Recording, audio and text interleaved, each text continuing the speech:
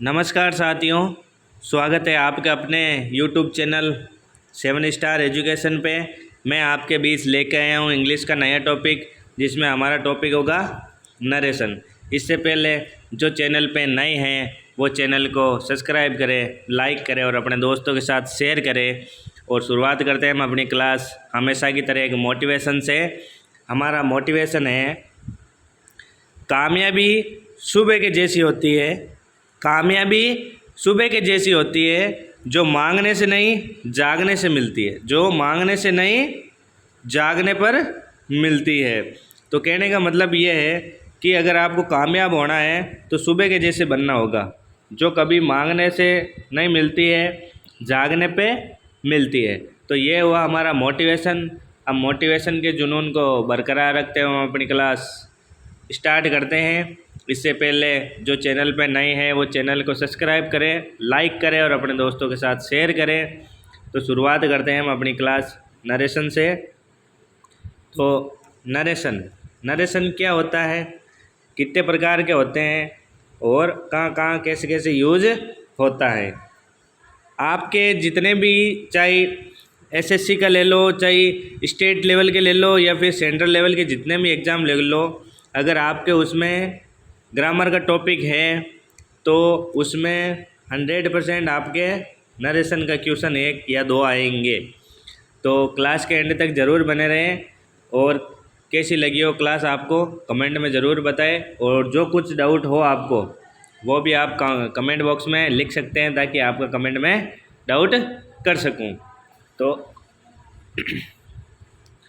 Narration कितने प्रकार के होते हैं? नरेशन 2 प्रकार के होते हैं। नरेशन कितने प्रकार के होते हैं? नरेशन 2 प्रकार के होते हैं। कौन कौन से? डायरेक्ट स्पीच और इनडायरेक्ट स्पीच। डायरेक्ट का मतलब होता है प्रत्यक्ष कथन। जैसे हम बोलते हैं ना कि राम ने खाना खाया, तो ये क्या है? ये प्रत्यक्ष कथन है। और सेकंड वाला है इनडायरेक्ट स्पीच। इनडायरेक्ट स्पीच का मतलब होता है अप्रत्यक्ष कथन। जैसे बात को घुमा फिरा कर कोई बोलते हैं ना, वो इनडायरेक्ट में आता है। और जो सीधे, एकदम सीधे तो सीधा बोलता है ना, जैसे राम ने खाना खाया, मैं अजमेर जा रहा हूँ, तो ये सीधा वाक्य है। अगर इस सीधा वाक्य को क्या बोलते हैं हम अपने इंग्लिश ग्रामर के हिसाब से? Direct speech. और बात को घुमा फिरा कर बोलना क्या कहलाता है? Indirect speech. अब देखो डायरेक्ट स्पीच की डेफिनेशन क्या है, डायरेक्ट स्पीच में क्या होता है। डायरेक्ट स्पीच यदि वक्ता के कथन को हम सेम टू सेम व्यक्त करते हैं।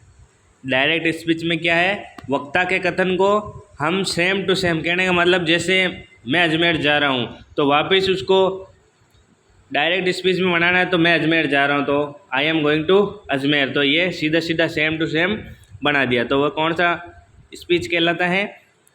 Direct speech. यदि वक्ता के कथन को हम सेम टू सेम व्यक्त करते हैं तो वे डायरेक्ट स्पीच कहलाते हैं। जैसे देखते हैं हम, ये तो हो गया डायरेक्ट स्पीच। अब देखो डायरेक्ट स्पीच के 2 भाग होते हैं। कितने भाग होते हैं? 2 भाग होते हैं। डायरेक्ट स्पीच के 2 भाग होते हैं। अब कौन कौन सा होता है डायरेक्ट स्पीच में? डायरेक्ट स्पीच में इसका पहला पार्ट है रिपोर्टिंग वर्ब, जिसको हम शॉर्टकट में क्या बोलते हैं? RV, reporting verb. फिर है इसका डायरेक्ट स्पीच का सेकंड पार्ट रिपोर्टेड स्पीच। क्या है? रिपोर्टेड स्पीच, जिसको हम शॉर्टकट में क्या लिखते हैं? RS। ये आपको बाद में जैसे मैं आपको एग्जाम्पल करवाऊंगा तो उसमें रिपोर्टिंग वर्ब, रिपोर्टेड स्पीच ये पूरा ना लिख के मैं इनकी शॉर्टकट की यूज़ करूँगा। RV रिपोर्टिंग वर्ब और RS रिपोर्टेड स्पीच। तो हमने क्या पढ़ा? Direct speech. डायरेक्ट स्पीच क्या है? यदि वक्ता के कथन को सेम टू सेम यूज करना क्या है? Direct speech. और डायरेक्ट स्पीच 2 प्रकार के होते हैं। कौन कौन से होते हैं? रिपोर्टिंग वर्ब और रिपोर्टेड स्पीच। अब देखते हैं रिपोर्टिंग वर्ब में क्या होता है और रिपोर्टेड स्पीच में क्या होता है। रिपोर्टिंग वर्ब में वह भाग जो इन्वर्टेड कोमा के बाहर स्थित होता है वो क्या कहलाता है? रिपोर्टिंग वर्ब कहलाता है। कहने का मतलब यह है कि जो भी सेंटेंस होगा तो डायरेक्ट से इनडायरेक्ट बनाते समय दो पार्ट के होते हैं, एक तो कोमा के अंदर वाला और एक कोमा के बाहर वाला। तो रिपोर्टिंग वर्ब किसको बोलते हैं? वह भाग जो इन्वर्टेड कोमास के बाहर स्थित होता है। इन्वर्टेड कोमा के जो बाहर स्थित होता है वो क्या कहलाता है? Reporting verb. फिर है अगला रिपोर्टेड स्पीच। क्या है? Reported speech. अब देखो रिपोर्टेड स्पीच में क्या है? वह भाग जो इन्वर्टेड कोमास के अंदर स्थित होता है रिपोर्टेड स्पीच कहलाता है। तो जो इन्वर्टेड कोमा के बाहर स्थित होता है उसे तो रिपोर्टिंग वर्ब बोलते हैं, और जो भाग इन्वर्टेड कोमा के अंदर स्थित होता है उसको क्या बोलते हैं? Reported speech. तो ये हुआ डायरेक्ट स्पीच, डायरेक्ट वाला भाग। डायरेक्ट के कितने प्रकार होते हैं? डायरेक्ट के दो होते हैं, रिपोर्टिंग वर्ब और रिपोर्टेड स्पीच। अब रिपोर्टिंग वर्ब इन्वर्टेड कोमा के बाहर स्थित होता है और रिपोर्टेड स्पीच इन्वर्टेड कोमा के अंदर स्थित होता है। तो ये हुआ रिपोर्टिंग वर्ब और रिपोर्टेड स्पीच से रिलेटेड कॉन्सेप्ट। अगर यहाँ तक किसी को किसी प्रकार का कोई डाउट हो तो कमेंट बॉक्स में ज़रूर पूछे ताकि आपका डाउट क्लियर हो सके। अब देखो हमारा अगला है, अब देखते हैं रिपोर्टिंग वर्ब और रिपोर्टेड स्पीच से रिलेटेड एक एग्जांपल देखते हैं कि कौन सा भाग क्या कहलाता है, कौन सा भाग क्या नहीं कहलाता है। अब देखो राम सेड टू हनुमान। अब देखो ये कोमा के कहाँ है? बाहर है। ये कोमा के बाहर है, तो जो कोमा के बाहर रहता है उसको क्या बोलते हैं? Reporting verb. आर वी का मतलब होता है रिपोर्टिंग वर्ब। फिर है ये देखो यहाँ पे लक्ष्मण इज माई ब्रदर। अब यहाँ पे देखो कोमा के अंदर है लक्ष्मण इज माई ब्रदर, ये सेंटेंस क्या है? कोमा के अंदर स्थित है। तो ये कौन सा स्पीच कहलाएगा? रिपोर्टेड स्पीच कहलाएगा। तो जो कोमा के अंदर होगा वो रिपोर्टिंग वर्ब, जो कोमा के बाहर स्थित होगा वो तो रिपोर्टिंग वर्ब कहलाएगा, और जो कोमा के अंदर स्थित है वो रिपोर्टिंग स्पीच कहलाता है। तो ये हुआ रिपोर्टिंग वर्ब और रिपोर्टेड स्पीच से रिलेटेड। अब देखते हैं डायरेक्ट स्पीच। देख लिया हमने, डायरेक्ट स्पीच के दो भाग होते हैं, कौन कौन से? रिपोर्टिंग वर्ब और रिपोर्टेड स्पीच। रिपोर्टिंग वर्ब वे कहलाता है जो कोमा के बाहर स्थित होते हैं, वो रिपोर्टिंग वर्ब कहलाती है, और जो कोमा के अंदर स्थित होता है वो रिपोर्टेड स्पीच कहलाते हैं। अब चलते हैं डायरेक्ट स्पीच के बाद, अब चलते हैं सेकंड पार्ट पे, इनडायरेक्ट स्पीच। तो डायरेक्ट स्पीच में क्या पढ़ा हमने? वक्ता के कथन को सेम टू सेम अपने शब्दों के अंदर व्यक्त करना। अब इनडायरेक्ट में जस्ट डायरेक्ट का उल्टा है। यदि वक्ता के कथन को हम अपने शब्दों में व्यक्त करते हैं तो वह इनडायरेक्ट स्पीच कहलाता है। तो ये हुआ इनडायरेक्ट स्पीच। डायरेक्ट स्पीच हो गया, डायरेक्ट के दो पार्ट हमने पढ़े। फिर पढ़ा हमने इनडायरेक्ट स्पीच। इनडायरेक्ट स्पीच में यह है कि यदि वक्ता के कथन को हम अपने शब्दों में व्यक्त करते हैं तो वो क्या कहलाते हैं? इनडायरेक्ट स्पीच कहलाते हैं। जैसे एग्जाम्पल है इसका, एग्जाम्पल क्या है? एग्जाम्पल है इसमें, Ram told Hanuman that Lakshman was his brother. Ram told Hanuman, Ram Hanuman से कहता है that Lakshman was his my brother, Lakshman है जो मेरा भाई है। तो ये है इनडायरेक्ट स्पीच का एग्जाम्पल। तो यहाँ तक किसी को किसी भी प्रकार का कोई डाउट हो तो कमेंट बॉक्स में ज़रूर पूछें ताकि आपका कमेंट का जवाब हम दे सकें। और क्लास के एंड तक ज़रूर बने रहें। जो चैनल पे नए जुड़ रहे हैं वो चैनल को सब्सक्राइब करें, लाइक करें और अपने दोस्तों के साथ शेयर करें ताकि उनको भी ये फ्री ऑफ क्लास मिल सके। तो ये हुआ डायरेक्ट और इनडायरेक्ट। अब चलते हैं डायरेक्ट से इनडायरेक्ट बनाते समय क्या क्या सावधानी रखनी चाहिए और कैसे इसको बनाते हैं वो देखते हैं हम अगले। ये देखो ये आ गया, डायरेक्ट को इनडायरेक्ट में बदलते समय निम्न परिवर्तन किए जाते हैं। तो क्या है हमारा अगला? डायरेक्ट को इनडायरेक्ट में बदलते समय निम्न परिवर्तन किए जा सकते हैं। तो डायरेक्ट से इनडायरेक्ट बदलते समय क्या क्या परिवर्तन किया जाता है? पहला परिवर्तन किया जाता है टेंस का। फिर दूसरा परिवर्तन है पर्सन का। फिर 3 नंबर पे हम करते हैं रिपोर्टिंग वर्ब, और 4 नंबर पर है कंजक्शन का, और 5 नंबर पे है एडवर्ब ऑफ टाइम या पहले स्थान का।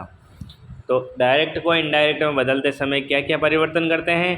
टेंस का परिवर्तन करते हैं, पर्सन का करते हैं, रिपोर्टिंग वर्ब का करते हैं, कंजक्शन का करते हैं, एडवर्ब ऑफ टाइम या फिर पहले इसका करते हैं। तो ये हुआ डायरेक्ट से इनडायरेक्ट में बदलते समय ये ध्यान रखना चाहिए। तो हमारा 1 नंबर पर है टेंस बदलना।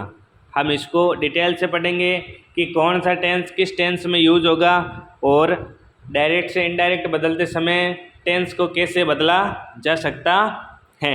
इसके बारे में हम डिटेल से इसका पोस्टमार्टम करेंगे टेंस बदलने का। तो क्लास के एंड तक ज़रूर बने रहें। चैनल पे जो नए जुड़ रहे हैं वो चैनल को सब्सक्राइब ज़रूर करें। तो अब देखते हैं हम अपना टेंस बदलना। टेंस कैसे बदलते हैं, इससे पहले एक मोटिवेशन हो जाए। मोटिवेशन है ज़िंदगी बदलने के लिए लड़ना पड़ता है। ज़िंदगी बदलने के लिए लड़ना पड़ता है, आसान करने के लिए समझना पड़ता है। तो कहने का मतलब ये है कि आपको ज़िंदगी बदलने के लिए क्या करना पड़ेगा? लड़ना पड़ेगा, स्ट्रगल करना पड़ेगा। और आसान करने के लिए क्या करना पड़ेगा? समझना पड़ेगा। आसान करने के लिए क्या करना पड़ेगा? समझना पड़ेगा। तो ये हुआ हमारा मोटिवेशन। अब मोटिवेशन के साथ हम टेंस का पोस्टमार्टम करते हैं। भाई टेंस को कैसे बदला जाता है, किस टाइप से इसके डायरेक्ट से इनडायरेक्ट में बदला या फिर बदलते हैं। अब देखो टेंस बदलना, टेंस बदलना। अब टेंस में पहला है यदि रिपोर्टिंग वर्ब। रिपोर्टिंग वर्ब कौन सी होती हैं? रिपोर्टिंग वर्ब होती है जो इन्वर्टेड कोमा के बाहर स्थित होती है, वो रिपोर्टिंग वर्ब कहलाती है। और जो इन्वर्टेड कोमा के अंदर स्थित होती है वो क्या कहलाती हैं? Reported speech. तो यदि रिपोर्टिंग वर्ब प्रेजेंट या फिर फ्यूचर टेंस में हो तो रिपोर्टेड स्पीच के टेंस में कोई बदलाव नहीं करते हैं।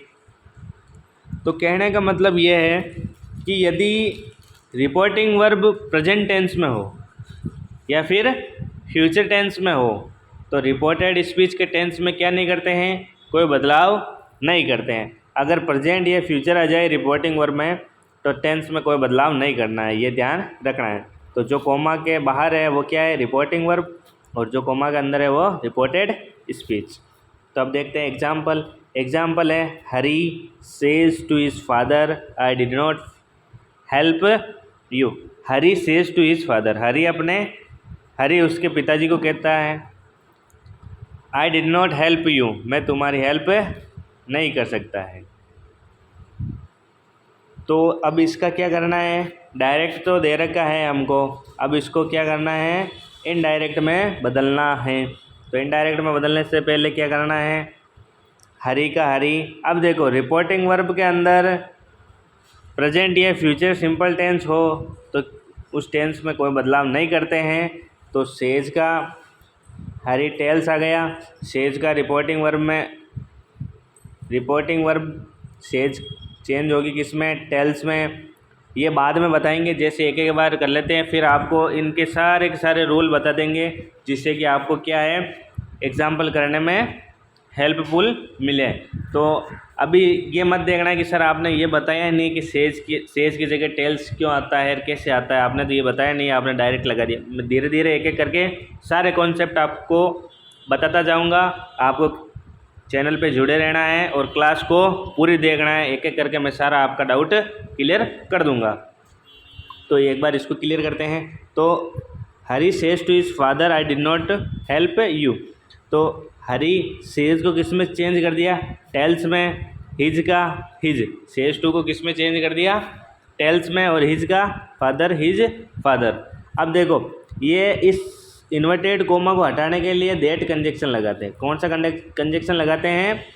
दैट कंजक्शन लगाते हैं। वो भी अलग अलग है। अगर नेगेटिव होगा या फिर इंट्रोगेटिव होगा तो फिर इफ़ या वेदर इफ़ भी लगाएंगे, और WH वर्ड से स्टार्ट होगा तो WH वर्ड लगाएंगे, तो अलग अलग होगा। तो आपको एक एक करके पूरी सारी क्लासों के एंड तक ज़रूर बने रहना है ताकि आपको ये साउथ पूरे के पूरे जो भी इसके रिलेटेड आपका डाउट है वो क्लियर हो सके। तो हरी टेल्स हिज फादर दैट। अब देखो आई है फर्स्ट पर्सन, आई कौन सा पर्सन है? फर्स्ट पर्सन है। तो फर्स्ट पर्सन किसके अकॉर्डिंग चेंज होता है? First person subject S first person है जो कौन किसके हिसाब से चेंज होता है? सब्जेक्ट के हिसाब से। किसके हिसाब से? सब्जेक्ट के हिसाब से। अब देखो आपको पर्सन चेंज करने का एक बता देता हूँ, फर्स्ट, सेकंड और थर्ड, ये पर्सन है। तो फर्स्ट पर्सन सब्जेक्ट के अकॉर्डिंग, सेकंड पर्सन ऑब्जेक्ट के अनुसार, फर्स्ट पर्सन सब्जेक्ट के, सेकंड पर्सन ऑब्जेक्ट का, SON, ये ध्यान रखना आपको। फर्स्ट पर्सन है जो सब्जेक्ट के अकॉर्डिंग चेंज होगा, सेकंड पर्सन ऑब्जेक्ट के अनुसार होगा, और थर्ड पर्सन नो चेंज होगा। तो ये है first person, second person, third person को किस में चेंज करना है, किस में नहीं करना है, ये ध्यान रखना है। तो ये छोटा सा कॉन्सेप्ट है। तो अब देखो आई फर्स्ट पर्सन है, फर्स्ट पर्सन सब्जेक्ट के अनुसार होता चेंज। फर्स्ट पर्सन है हरी, क्या है? हरी। अब देखो हरी है जो ही है या सी है? ही है, तो यहाँ पे ये आ गया ही। अब टेंस को किसी में चेंज नहीं करते हैं, तो डिड नॉट, हेल्प। फिर देखो यू कौन सा पर्सन है? Second person. कौन सा पर्सन है? Second person. अब सेकंड पर्सन ऑब्जेक्ट के अनुसार, ऑब्जेक्ट है हमारा फादर, ऑब्जेक्ट क्या है? फादर। अब देखो हिज आ रखा है, हिज फादर ये है हमारा ऑब्जेक्ट, तो हिज फादर आ रखा है, तो हिज फादर का क्या करेंगे हम? हिज। अब यू, योर, यू होता है। अब ही, हिज, हिम आएगा, तो क्या आएगा? हिम आएगा। यू ऑब्जेक्टिव केस है, तो ही का भी ऑब्जेक्टिव केस आना चाहिए। ऑब्जेक्टिव केस क्या आ गया? हिम आ गया। तो ये हुआ पहला एग्जाम्पल। फिर चलते हैं हम सेकंड एग्जाम्पल के लिए। He will say to me you are my best friend. इसको देखो, ही टेंस में कोई बदलाव नहीं करते हैं, तो विल का विल, से को टेल में बदलते हैं, मी का मी, यू। अब यू देखो सेकंड पर्सन है, सेकंड पर्सन ऑब्जेक्ट के अनुसार चेंज होता है, ऑब्जेक्ट है मी। अब देखो यू योर यू, ये यहाँ पे ऑब्जेक्टिव केस आ रखा है, तो इसको सब्जेक्टिव, मी का ऑब्जेक्ट सब्जेक्टिव केस क्या होगा? आई होगा। क्या होगा? आई होगा। तो मी आई। फिर है आई के साथ हमेशा एम हेल्पिंग वर्ब का यूज़ करते हैं। फिर है माई कौन सा पर्सन है? माई है फर्स्ट पर्सन, आई माई मी, ये कौन सा पर्सन है? First person. अब फर्स्ट पर्सन में आई माई, तो आई का पॉजिटिव केस है माई, आई का पॉजिटिव केस है माई, आई माई मी, तो ये हुआ माई। अब देखो ये फर्स्ट पर्सन है, फर्स्ट पर्सन सब्जेक्ट के अकॉर्डिंग चेंज होता है, सब्जेक्ट है ही। अब आई का पॉजिटिव केस माई है, तो ही का पॉजिटिव केस क्या होगा? हिज ही होगा, तो ये आ गया हिज बेस्ट फ्रेंड। तो ये हुआ टेंस को बदलना।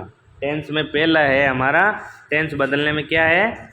यदि रिपोर्टिंग वर्ब प्रेजेंट या फिर फ्यूचर सिंपल टेंस में हो, तो रिपोर्टेड स्पीच के टेंस में कोई बदलाव नहीं करते हैं। तो ये हुआ टेंस बदलने का फर्स्ट रूल। यहाँ तक आपको किसी भी प्रकार का कोई डाउट हो तो कमेंट बॉक्स में ज़रूर पूछें, और जो चैनल पे नए हैं वो चैनल को सब्सक्राइब ज़रूर करें, और कैसी लगी हो हमारी ये क्लास आपको ये भी ज़रूर बताएं, ताकि आपको इससे भी और बेटर आपको क्लासें प्रोवाइड की जाए। तो आज की क्लास हम यहीं पे समाप्त करते हैं, मिलते हैं अगली क्लास में। तब तक के लिए जय हिंद, जय भारत, और क्लास कैसी लगी हो कमेंट बॉक्स में ज़रूर बताएं। Thanks for watching my YouTube class. जय हिंद, जय भारत।